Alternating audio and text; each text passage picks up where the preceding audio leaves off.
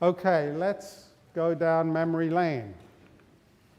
The topic today is an adversary that poses a threat, serious threat to the security of the United States of America. This adversary is one of the world's last bastions of central planning. It governs by dictating 5-year plans from a single capital. It attempts to impose its command across time zones, continents, oceans, and beyond. With brutal consistency, it stifles free thought and crushes new ideas. Perhaps this adversary sounds like the former Soviet Union, but that enemy's gone. The adversary is closer to home. It's the Pentagon bureaucracy. We must transform the way the department works and what it works on. Our challenge is to transform not just the way we deter and defend, but the way we conduct our daily business. We know the adversary, we know the threat, and with the same firmness of purpose that any effort against a determined adversary demands, we must get at it and stay at it. Some might ask, how in the world could the Secretary of Defense attack the Pentagon in front of its people? To them I reply, I have no desire to attack the Pentagon. I want to liberate it. We need to save it from itself. And that means we must recognize another transformation, the revolution in management, technology, and business practices. Successful modern businesses are leaner and less hierarchical than ever before. They reward innovation and they share information. They have to be nimble in the face of rapid change or they die.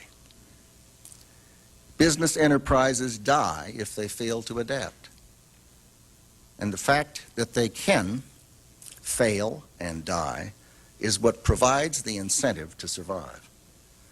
But governments can't die. So we need to find other incentives for bureaucracy to adapt and improve. Already we've made some progress. We've eliminated some 31 of the 72 acquisition-related advisory boards. We now budget based on realistic estimates. We're improving the acquisition process. We're investing $400 million in public-private partnerships for military housing. Many utility services to military installations will be privatized.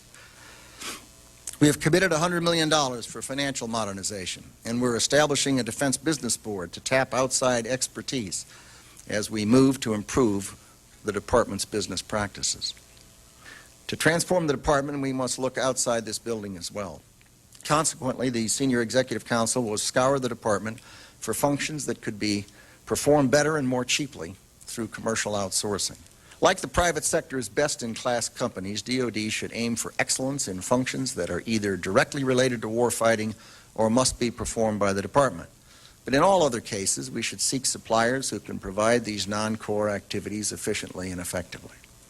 We have brought people on board who have driven similar change in the private sector. We intend to do so here. The old adage that you get what you inspect, not what you expect, or put differently, that what you measure improves, is true. It is powerful, and we will be measuring. So that was Secretary of Defense Donald Rumsfeld in a speech at the Pentagon, as it turned out, on the 10th of September, 2001. And as you can tell, he's elaborating on the agenda that we've already discussed at length in this course about privatization of military functions without any idea about what's about to hit the country. And so he's not only talking about outsourcing and privatizing, but he really came into the Pentagon with a mandate to completely reorganize it along management principles that were deployed in the private sector. And he was busily setting about that agenda in the first months and first year of the administration. But of course, 10 days later, America was very differently preoccupied. Our enemy is a radical network of terrorists and every government that supports them.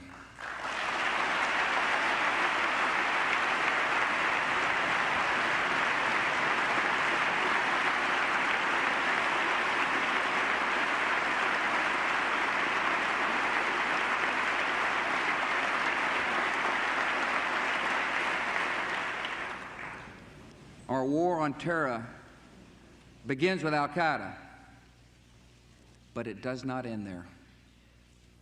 It will not end until every terrorist group of global reach has been found, stopped, and defeated.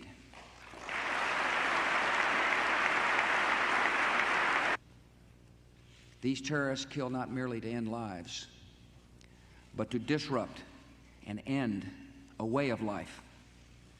With every atrocity, they hope that America grows fearful, retreating from the world and forsaking our friends. They stand against us because we stand in their way. We have seen their kind before.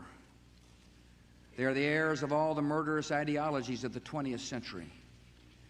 By sacrificing human life to serve their radical visions, by abandoning every value except the will to power, they follow in the path of fascism, Nazism, and totalitarianism. And they will follow that path all the way to where it ends, in history's unmarked grave of discarded lies. Americans are asking, how will we fight and win this war? We will direct every resource at our command, every means of diplomacy, every tool of intelligence, every instrument of law enforcement, every financial influence, and every necessary weapon of war to the disruption and to the defeat of the global terror network. Now, this war will not be like the war against Iraq a decade ago, with a decisive liberation of territory and a swift conclusion. It will not look like the air war above Kosovo 2 years ago, where no ground troops were used and not a single American was lost in combat. Our response involves far more than instant retaliation and isolated strikes. Americans should not expect one battle, but a lengthy campaign, unlike any other we have ever seen. It may include dramatic strikes visible on TV and covert operations, secret even in success. We will starve terrorists of funding, turn them one against another, drive them from place to place until there is no refuge or no rest. And we will pursue nations that provide aid or safe haven to terrorism. Every nation in every region now has a decision to make. Either you are with us or you are with the terrorists. So that was President Bush's statement to the nation, the 20th of September, 9 days after the 9/11 attacks, and it announced the advent of what we have come since to refer to as the Global War on Terrorism, or the GWAT. And today's agenda is going to be to explore that. We're going to talk about what was the GWAT and what is it, what has it become. We're going to ask how radical an innovation was it, and what did it mean for the emerging post-Cold War international order that we talked about in the very first lecture of the course. And finally, I want us to also think about, as we go through this material, what were the paths not taken? What might have been done differently that might leave us in a different position than we are today?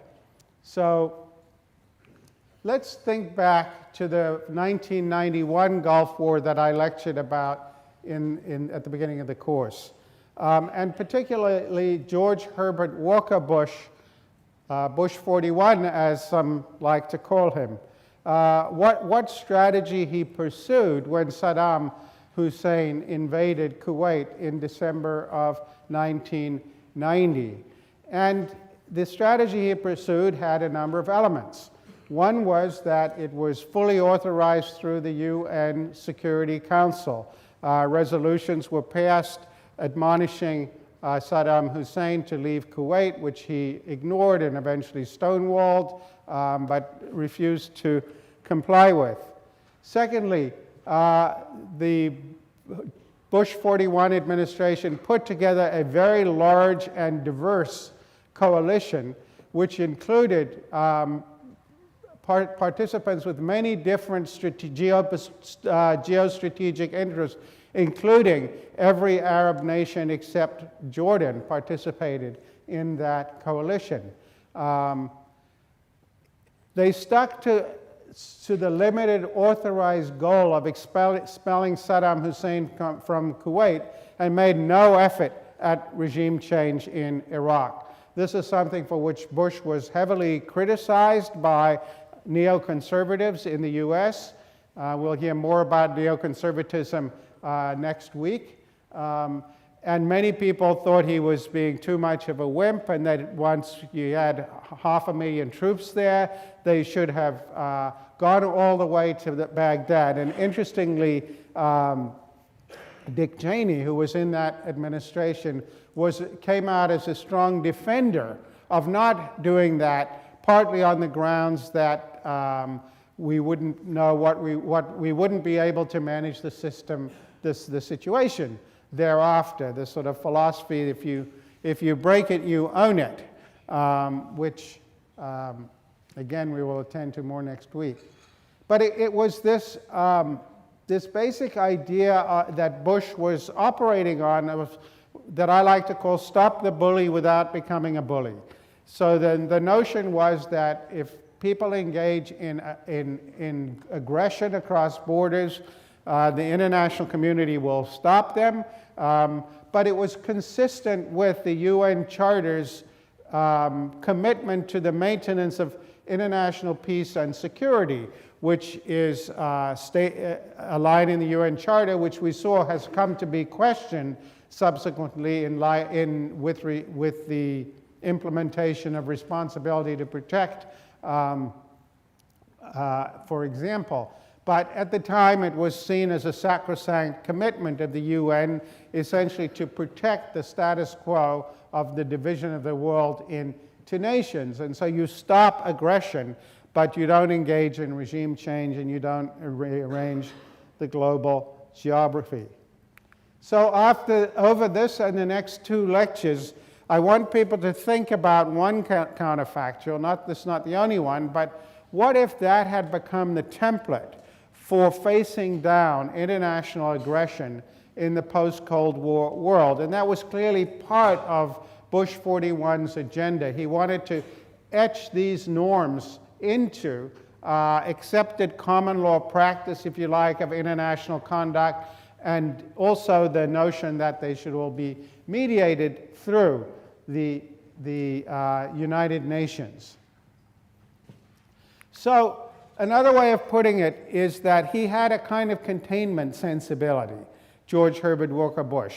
The idea was to contain aggression, not to solve the world's problems, not to end bad regimes, but to contain aggression, to stop aggression. And of course, the word containment has a long history. It goes back to the Cold War.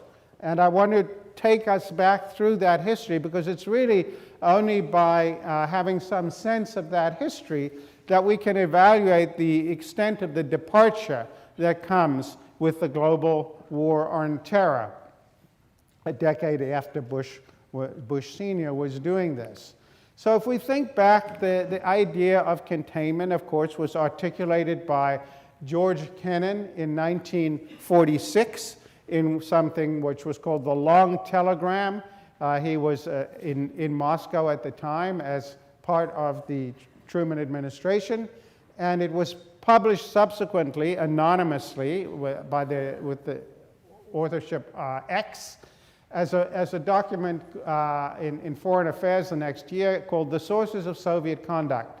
And this is the sort of classic statement of the original idea of containment. And it had a number of elements to it, the original doctrine of containment as conceived by Kennan. Kennan, first and foremost, he was a staunchly anti-communist, very conservative, and indeed held views about race and other matters which would not endear him to many people in this room. Be that as it may, this was his view of the Soviet Union. He thought it was, first of all, fundamentally antithetical to Western democracy, and he thought the enterprise of getting involved in public debates with the Soviets about capitalism versus communism and the desirability of different systems was a total waste of time. There was no possibility of dialogue, and he didn't advocate dialogue. He thought it was just pointless. And indeed might give propaganda victories to the Soviets in the developing world during the Cold War. But secondly, he was absolutely unequivocally convinced that the Soviet Union was unsustainable, that it was a flawed economic system for the reasons that we know well, that command economies don't really work, and that eventually it would develop the kinds of problems that it eventually did. But then secondly, and actually in this, he was stating something that has since become conventional wisdom among political economists who study international relations. He was convinced that the Soviet Union's hegemonic ambitions would bankrupt them, that as they sought to become a hegemonic power, they would be spending more and more sustaining that hegemony, and eventually it would drive them to ruin. And as I say, there's conventional wisdom now in the international relations field, made famous by people like Stephen Krasner, Robert Cohen, and others, that hegemonic powers become overextended and eventually find it very difficult to sustain the financing of their hegemony. So Kennan was contemptuous of all political science and social science, so he wouldn't have put it in those terms. But his seat of the pants judgment was that this was a system that was just going to drive itself off a cliff. So then what should the US do? And here Kennan's view was, well, the US should forget about the governments in the Soviet Union and really focus its attention on the populations behind the Iron Curtain, essentially to win the battle for hearts and minds. The thought was that, as these systems became more and more dysfunctional, people would be more and more dissatisfied, and then it would be important, first of all, for them to see successful models elsewhere. And so he thought it was hugely important to rebuild the American domestic economy at home and to invest in rebuilding Western Europe and Japan. So a huge supporter of the Marshall Plan, no doubt partly because of commitment to the West European countries, but from the point of view of his containment doctrine, the idea was that as the populations behind the Iron Curtain experienced increasing levels of poverty and disaffection from their regimes, they would see on television and learn about in other ways the thriving democratic systems in the West. And the other side of that coin was he very much wanted to admonish first and foremost the Truman administration, but subsequent American administrations and Western governments not to start to become like the Soviet Union. We needed to not behave in ways that would make us seem to be their moral equal. We should therefore maintain civil liberties at home, and in our international conduct, we shouldn't engage in adventurism. Essentially, our goal should be about containing Soviet aggression. And he thought the principal means of doing that would be economic and diplomatic. So he was opposed to the formation of NATO, for example. He thought creating NATO would just militarize the confrontation between us and the Warsaw Pact, and if we created NATO, the Soviets would do something comparable on the other side, which they did.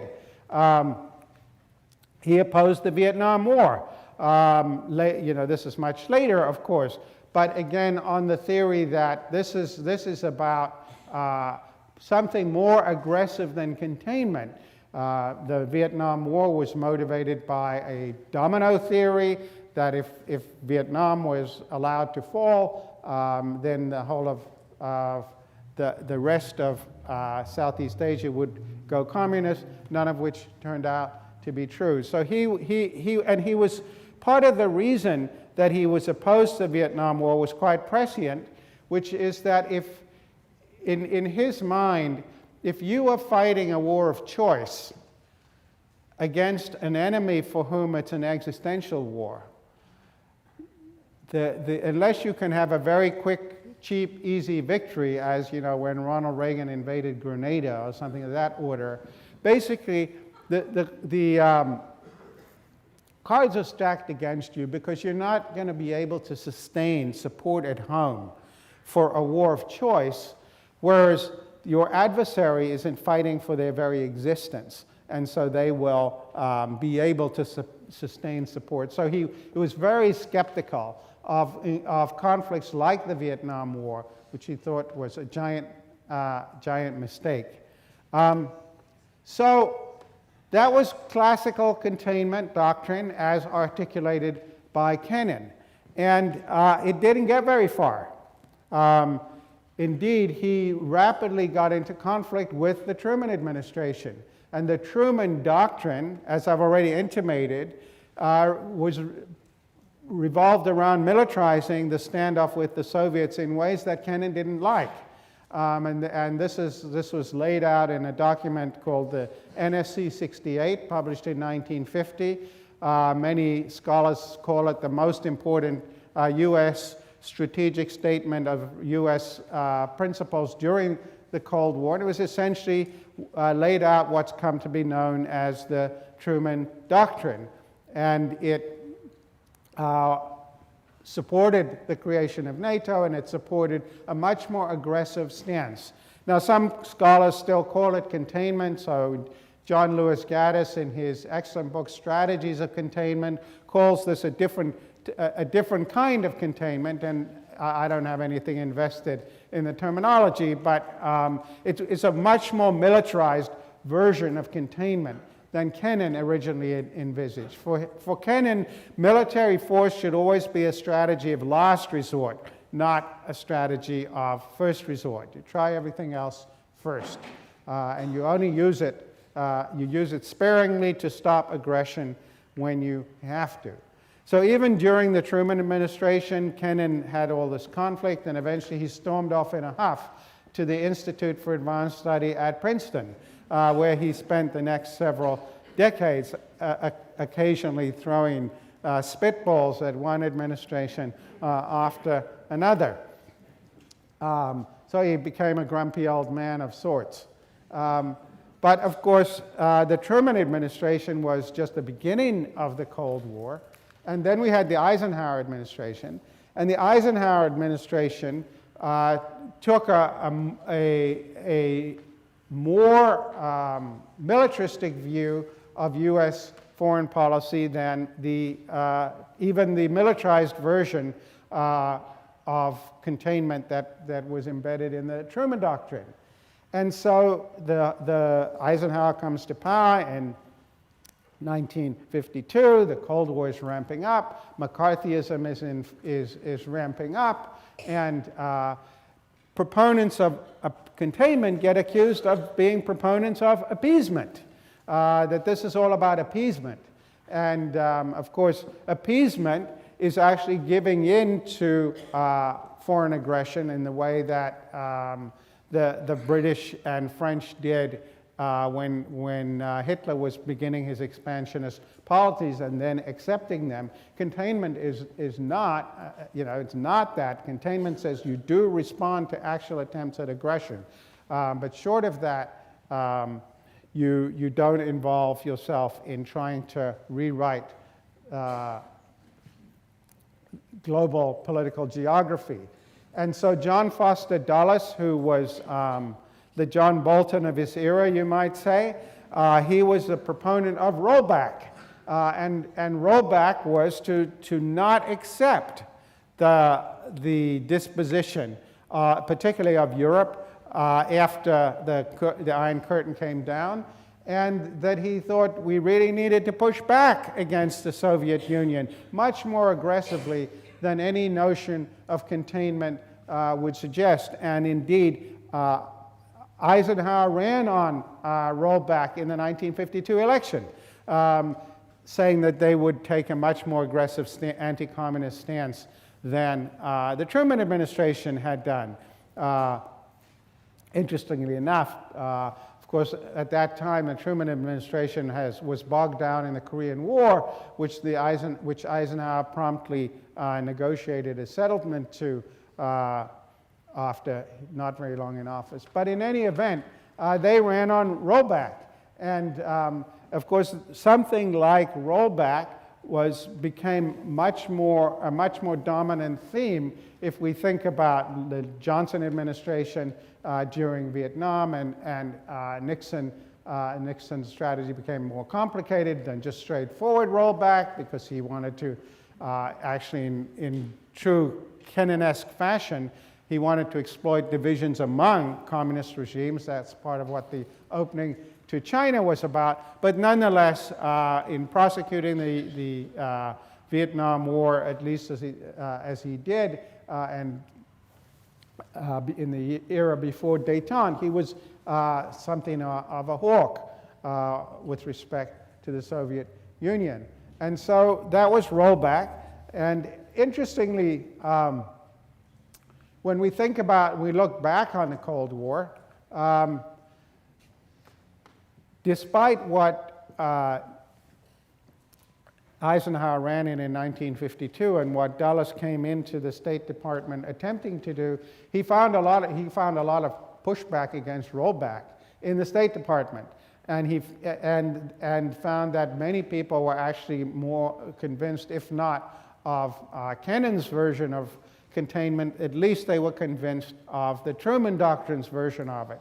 And so in Europe, the U.S. largely did stick to containment as its policy. They didn't really try to roll back the frontiers of the Soviet Empire.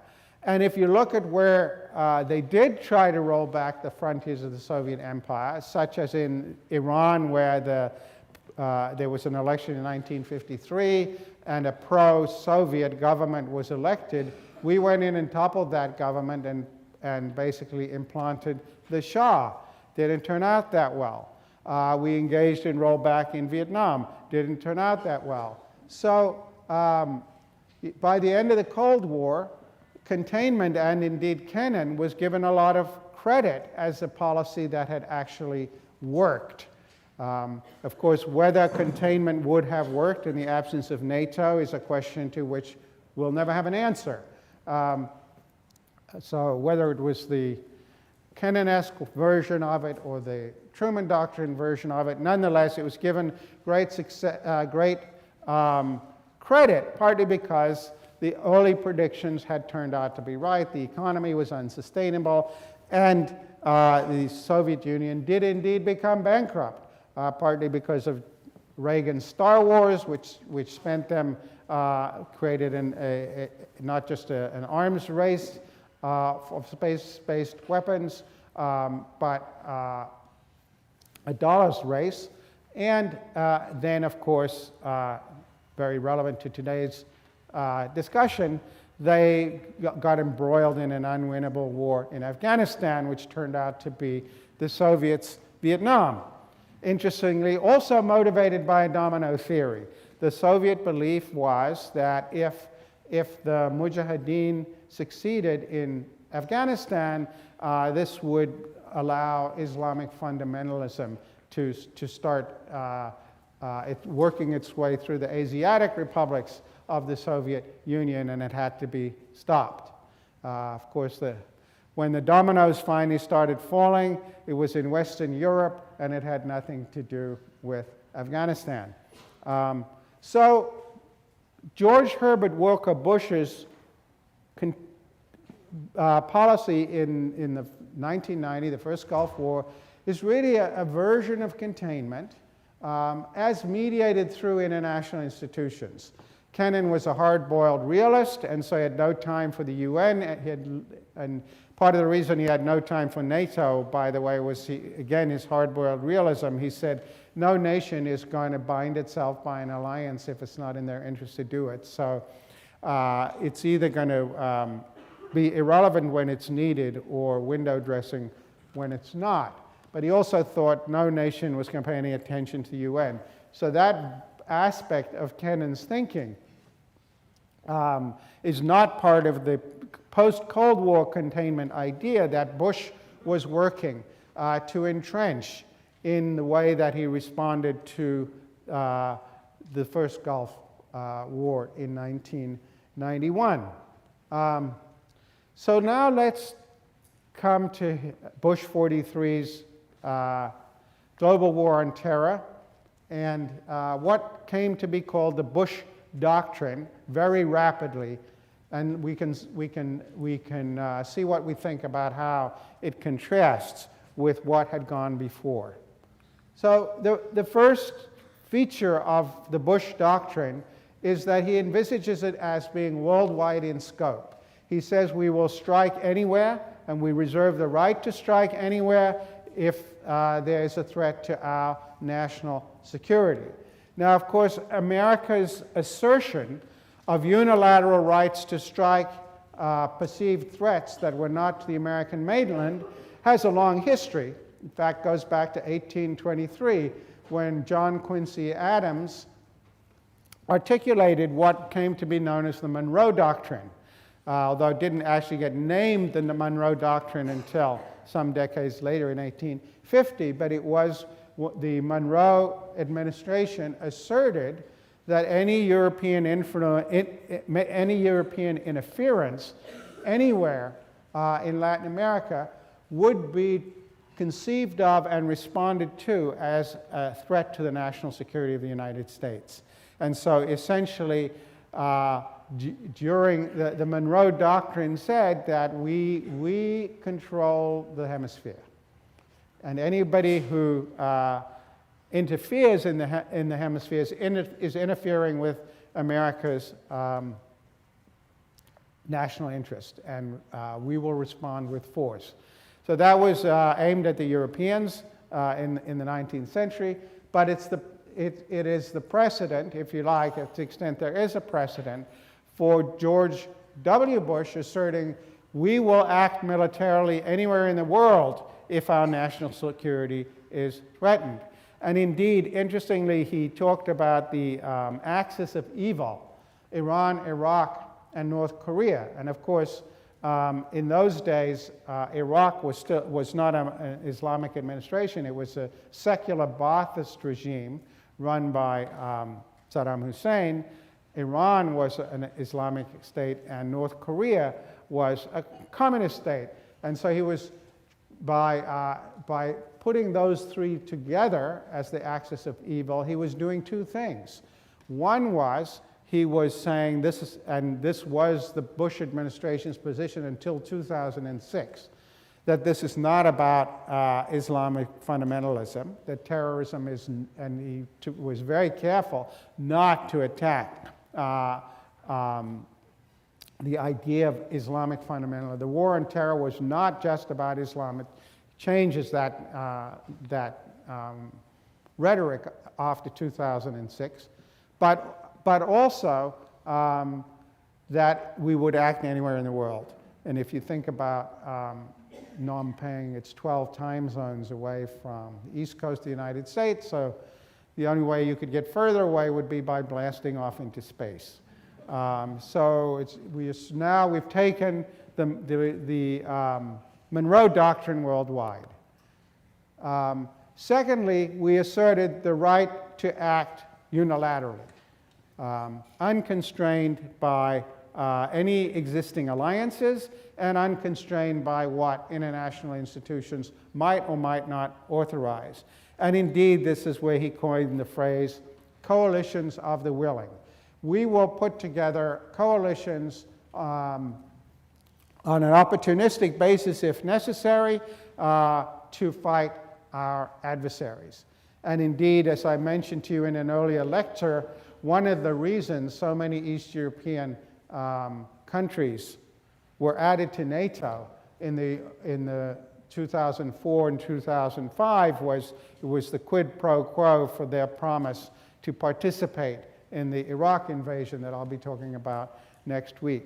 So we can act unilaterally with allies that are willing to form coalitions with us, and we're not constrained either by alliances or by international institutions. Third, he asserted a right to engage in preemptive war. So the traditional justification of war was the existence of an imminent threat. The word imminent has a long history. It's partly connected to just war theory, which says that an imminent threat is necessary for a war to count as a just war.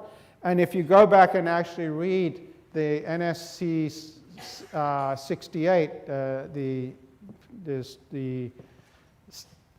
statement of the Truman Doctrine published in 1950, it asserts there that the U.S. will never engage in preemptive war, that it's only going to act defensively. So very quickly, the Bush administration said, no, we are not going to be constrained by the doctrine of imminent threats. And they started talking about things like emerging threats, gathering threats would be sufficient to justify American military action.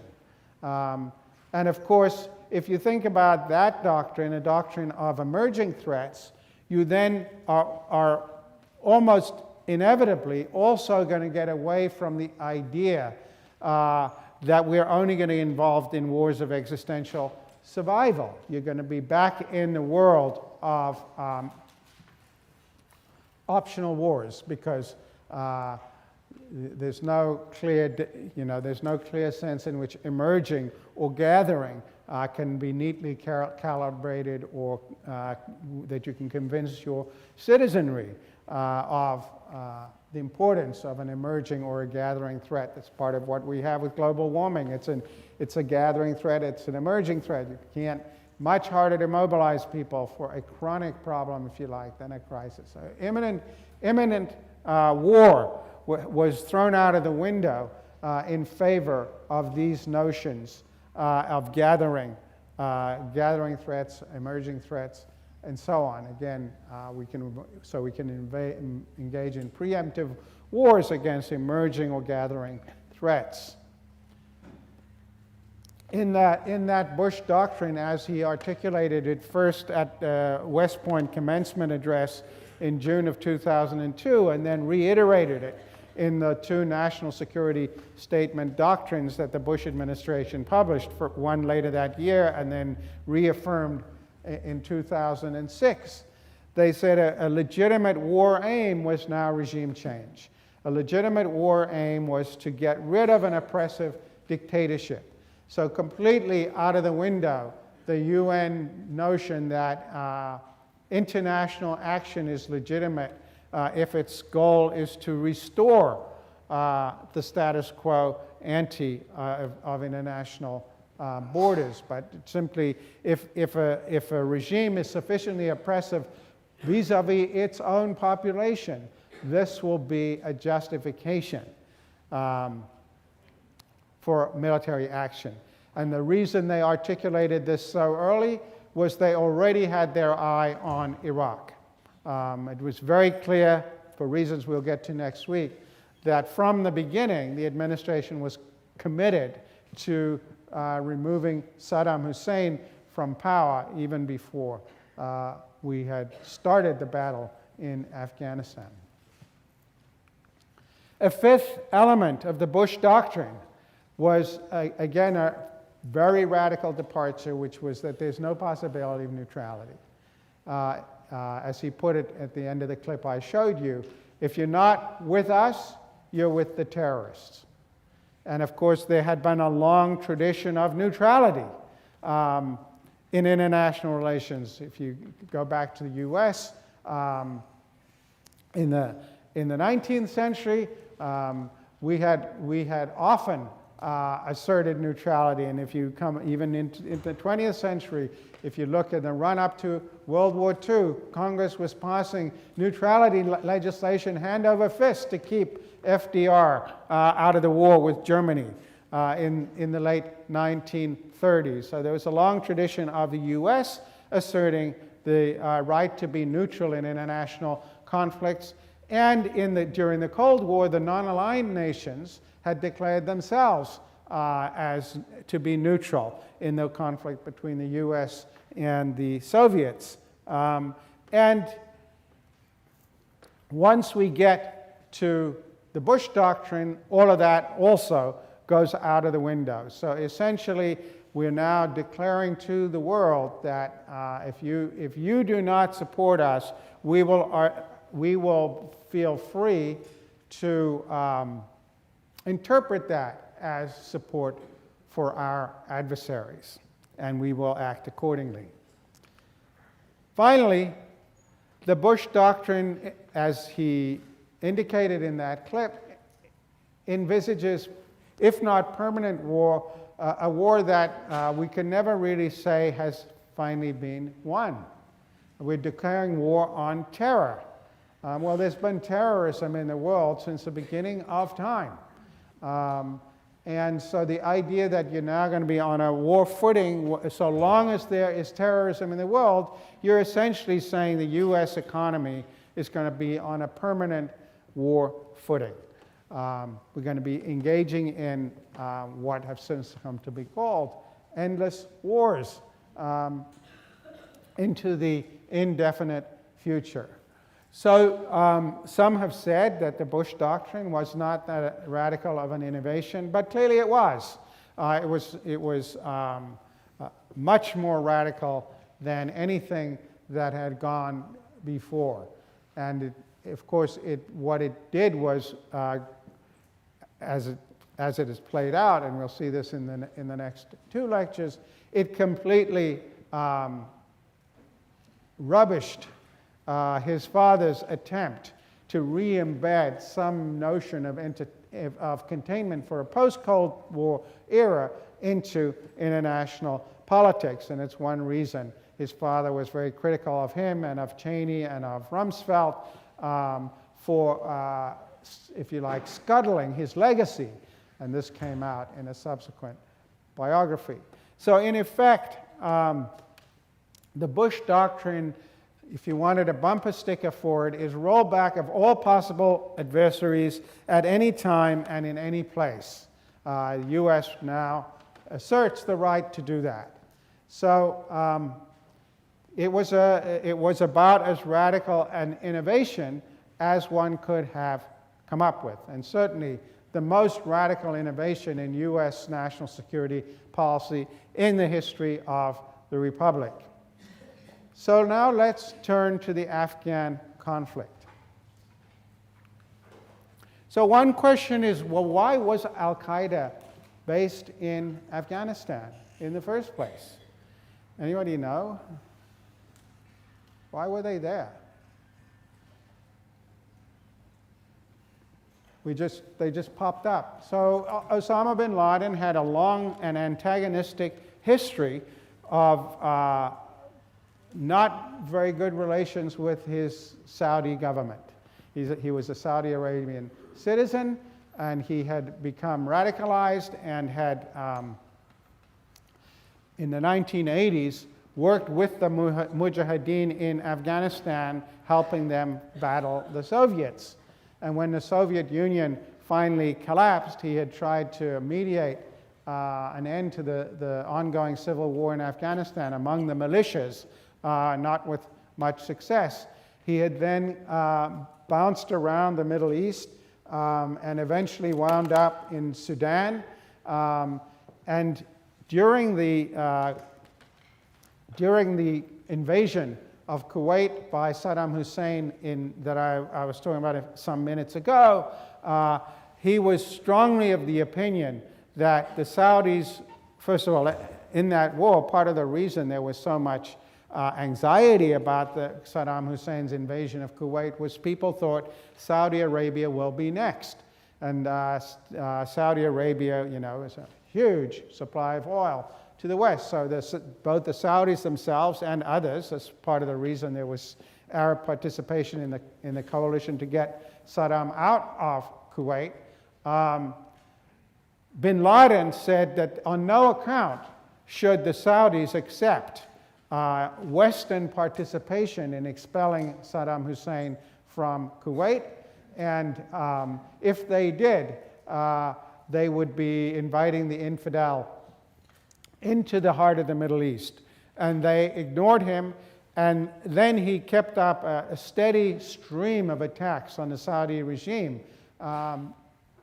in print and verbally, and was increasingly suspected also of even financing terrorist attacks in Saudi Arabia from his bases in Sudan and elsewhere that he moved around to. And so the Saudis finally, they first banished him from the country and then stripped him of his Saudi citizenship. I think that was in 1994 they had stripped him of his citizenship. And eventually they started putting pressure on Sudan to kick him out of Sudan because they thought he was, and as did the Americans, think he was using this as a base for mounting terrorist attacks, which were ramping up over the 1990s. And so finally, the Saudis agreed, and everybody agreed that they would leave him alone if he would go to Afghanistan, and there was a sort of tacit acknowledgement that he would not foment terrorism within Saudi Arabia from that base. But as Al-Qaeda became increasingly radicalized, we should remember that their two primary war aims were first to overthrow the Saudi regime, and secondly to get the West out of the Middle East. It was what they at that time called a defensive jihad rather than an offensive jihad, which they have subsequently embraced. So that's why it was in Afghanistan, and that's why the 9/11 attacks were plotted from Afghanistan. He had good relations with the Taliban regime of Mullah Omar. They had worked together there in the 1980s. So an important thing to say about the Afghan war is we very early on made a decision to pursue regime change. Basically what happened was we went to the UN, we said, we got resolutions passed saying the Taliban must turn over Osama bin Laden and close down the training camps. They refused, and we essentially said, we're going to wipe you out. We're going to take over your regime. And here, this is part of the reason I showed you the Rumsfeld clip at the beginning of the lecture. It turns out that when Rumsfeld said, we'll contract out everything except core military capacities, that was not an accurate statement, because the Bush administration was certainly not interested in growing the military. Indeed, Rumsfeld was shrinking the military, and they had no intention of changing that. So they wanted to attack Afghanistan, and they wanted to do it largely by contracting out. Not to military contractors, as we talked about in the privatization lecture, like that would come later, but they thought the way to do this, since Afghanistan was in the midst of a civil war, the way to do this was to get behind one of the belligerents in the civil war and let them take over the country, and then they will be a friendly regime. And so the belligerent in question was a group called the Northern Alliance. And the Northern Alliance was losing the war. They had been pushed into a small corner of the country, And but for our involvement with them and support for them, they would almost certainly have been defeated in relatively short order.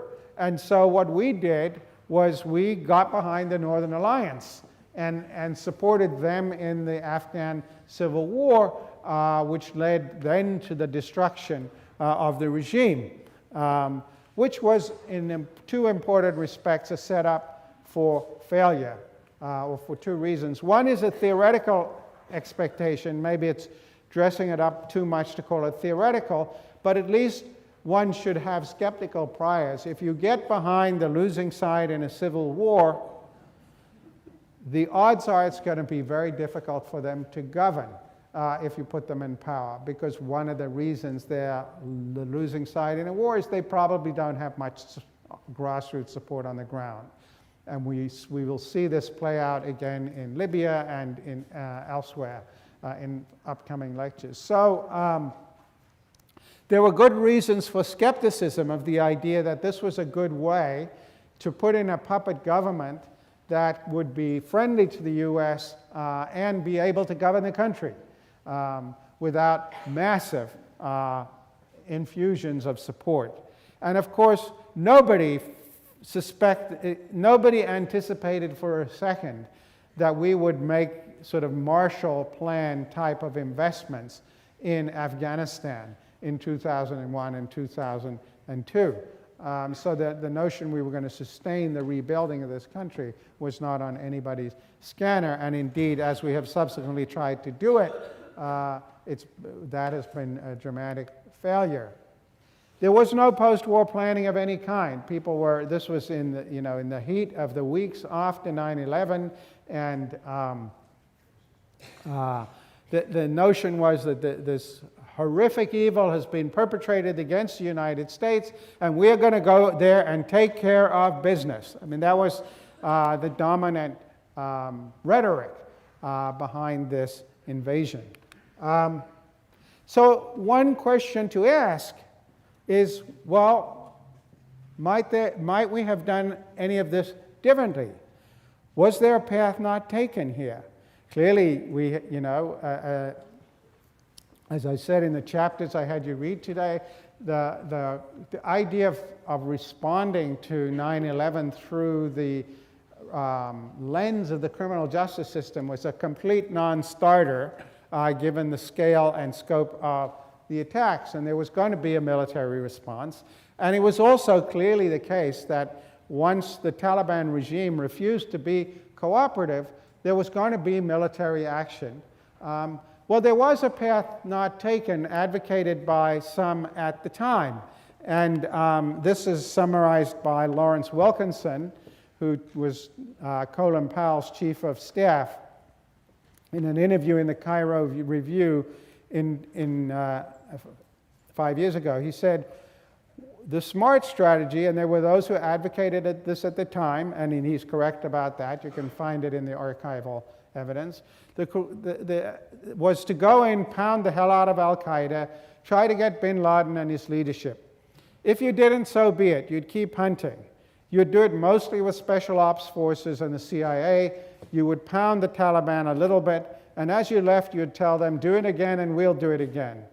This was a very formidable, persuasive, strategic brief, and the president rejected it. Then he says in a rather mean aside, well, really the vice president rejected it, because it was common knowledge that Cheney was really the brains behind, and certainly the energy behind the war as it was being fought. So what would have been the advantages of such an approach? Essentially, you would ignore the Taliban. You would say, we've been attacked by these people, and we're going to go after them, and we are going to destroy them.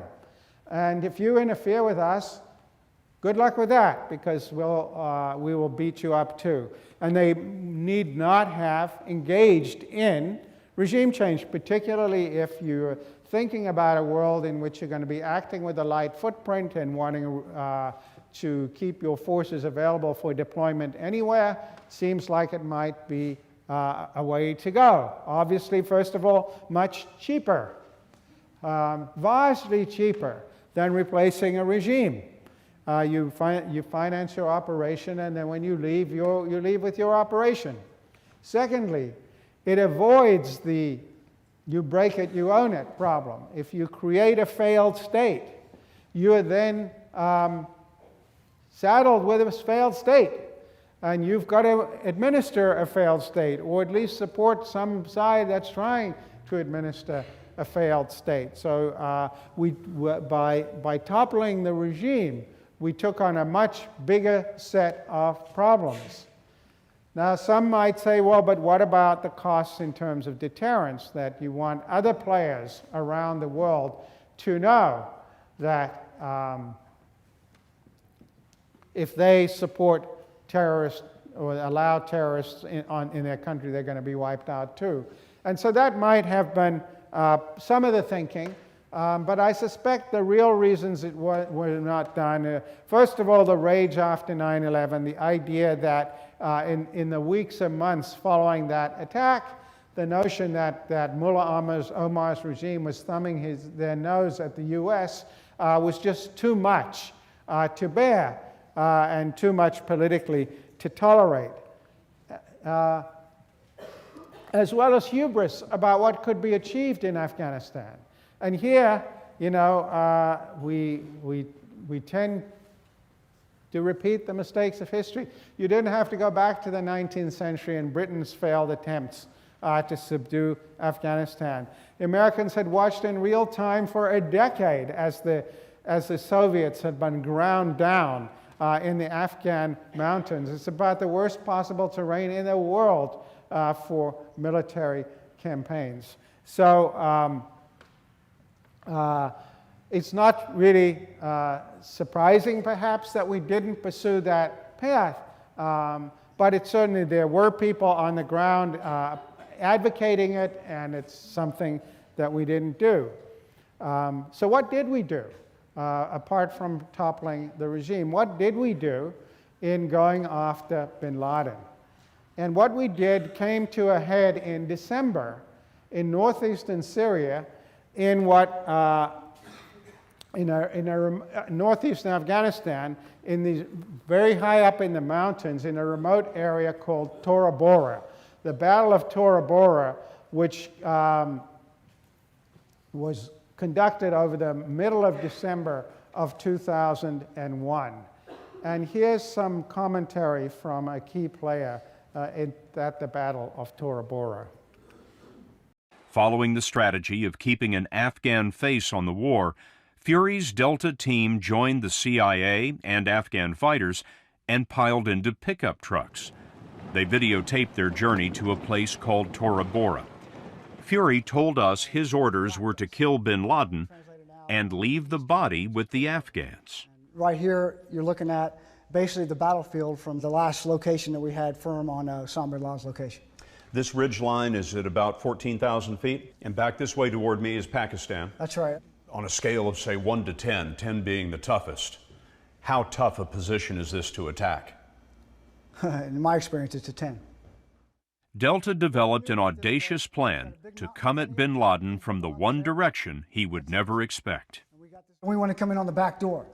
You were going to come up over the tops of the peaks? That's right. The original plan that we sent up to our higher headquarters, Delta Force wants to come in over the mountain with oxygen, coming from the Pakistan side, over the mountains and come in and get a drop on bin Laden from behind. Why didn't you do that? Disapproved at some level above us. Whether that was Central Command or all the way up to the President of the United States, I'm not sure. The next option Delta wanted to employ was to drop hundreds of landmines in the mountain passes that led to Pakistan, bin Laden's escape route. First guy blows his leg off, everybody else stops. That allows aircraft overhead to find them. They see all these heat sources out there. Okay, there's a big, large group of Al-Qaeda moving south. They can engage that. Why didn't you do that? Disapproved. Why was it not approved?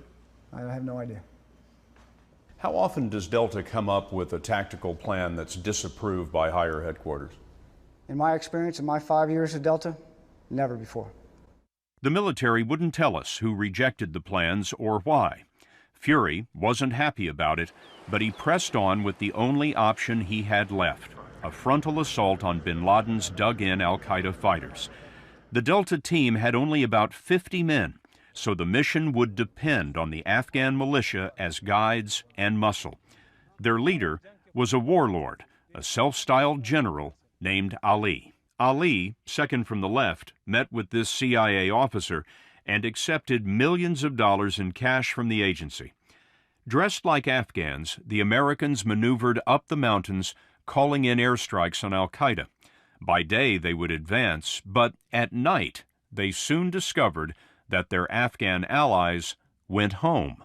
Well, I have to assume that if you started up the hills of Tora Bora and the Mujahideen took territory, they didn't abandon that at night. Oh, yes, they did. They gave it up to the enemy? Absolutely. The Mujahideen would go up, get into a skirmish, a firefight, lose a guy or two, maybe kill an al-Qaeda guy or two, and then they leave. It was almost like it was an agreement and understanding between the two forces fighting each other. Almost put on a good show and then leave. In the morning, bin Laden was on the radio. The CIA, Delta, and their Afghan allies were listening. How did the Afghans react when they heard from Osama bin Laden on the radio? Osama bin Laden is many a Muslim's hero. These guys, in my opinion, were more in awe of Osama bin Laden than they were willing to kill him. When they heard him talking on the radio, they would gather around the individual that held that handheld transistor. He would hold it up in the air, almost as if he didn't want the connection to break. Almost like they could see the ridgeline Osama bin Laden happened to be talking from, like they could almost see him and feel his presence. And they just stood there with wide eyes and somewhat in awe that here is the leader of the jihad, the leader of al-Qaeda, and they're actually hearing his voice over the radio. And these were the men who were supposed to help you capture or kill him. Some allies. And then something extraordinary happened. Fury's Afghan allies announced that they had negotiated a ceasefire with al-Qaeda, something the Americans had no interest in. When Fury's team advanced anyway, his Afghan partners drew their weapons on Delta. It took 12 hours to end the bogus ceasefire, precious time for al-Qaeda to move. You got to figure he's heading for the valley and the pass into Pakistan. Our assumption is he's going for the valley at that time. Bin Laden had changed direction and the tone of his radio calls. Clearly under duress, clearly hurting, clearly caring for his men. Inside this building, the American team listened to bin Laden on the radio. Fury wrote down the translation in a notebook. Quote, "Our prayers were not answered. Times are dire and bad. We did not get support from the apostates who are our brothers. I'm sorry for bringing you here. It is okay to surrender," end quote.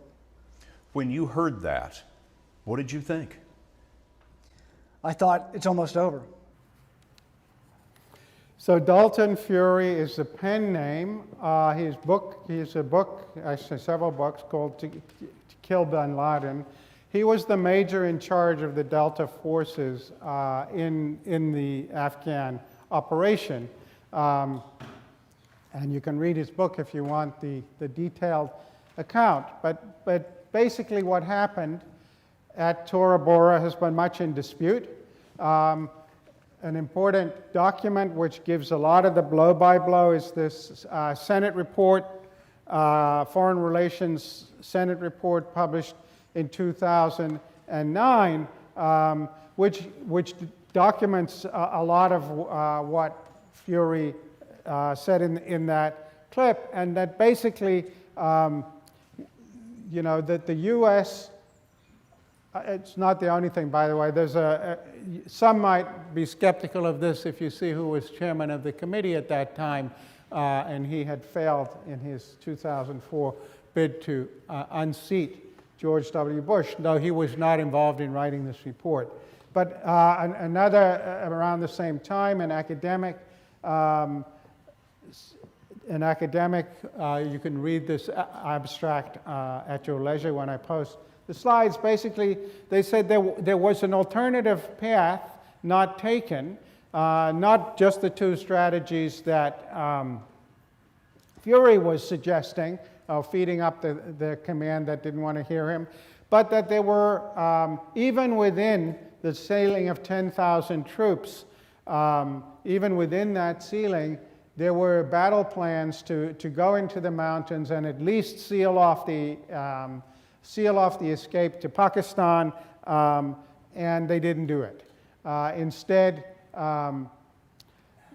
there was a lot of hand-wringing about whether, first of all, there were claims that we didn't know he was there for sure, which turned out to be false. The CIA did know that he was there for sure.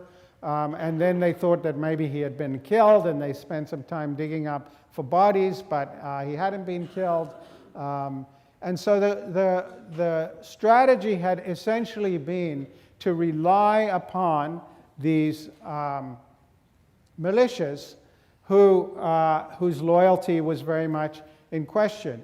And of course, we shouldn't be surprised by that, not only for the reasons Dalton Fury gave in that video, that they might have had much stronger allegiance, many of those people, to bin Laden than to the prospect of killing him, but also because we know from the literature on civil wars, here the state-of-the-art is Stathis Kalivis's work, used to be at Yale, now at Oxford, but civil wars are never just about ethnic conflicts. There are all kinds of other local interests served. And as we saw in the host nation trucking case we talked about some time ago, people are being paid and making money in these kinds of settings. And so it's very unlikely that you're going to be able, in a setting like this, to outsource the fighting against somebody like bin Laden. So what explains the American strategy? Well, one is that we wanted to keep the troops to a minimum.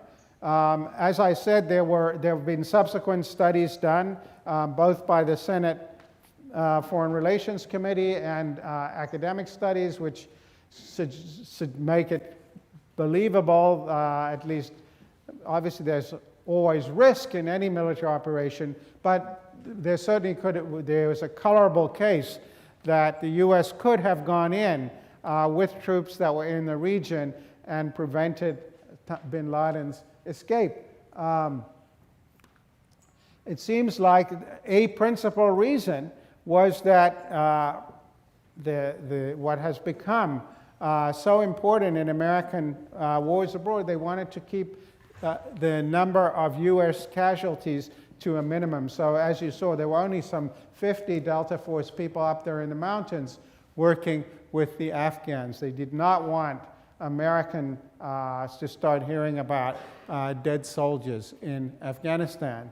But then secondly, it is also clear from that report that they were already, in December of 2001, President Bush was asking Rumsfeld for a battle plan to go into Iraq and remove Saddam Hussein from power. And they did not want to get a lot of American troops embroiled in any kind of conflict in Afghanistan. So the thought was they were going to be redeploying whatever assets they had in Afghanistan as soon as possible to Iraq. Now you might think about, well, what were the costs of this strategy? One was the obvious, immediate cost that bin Laden and al-Qaeda escaped through the mountains to Pakistan, which gave them a huge propaganda victory against the U.S., that the most powerful nation on earth, in fact, couldn't chase down this terrorist group in the mountains of Afghanistan. But secondly, also because we had such a weak footprint, actually Mullah Omar himself escaped on a motorcycle from Afghanistan into Pakistan, and would come to lead the Taliban insurgency to retake the country from the new regime in Kandahar. So much so that within a year, American generals on the ground were saying up the chain of command, you should negotiate a deal with the Taliban because the new regime's not going to be able to survive. here we are 18 years later, and I believe we're on the verge of doing that. But I was saying it as early as 2002.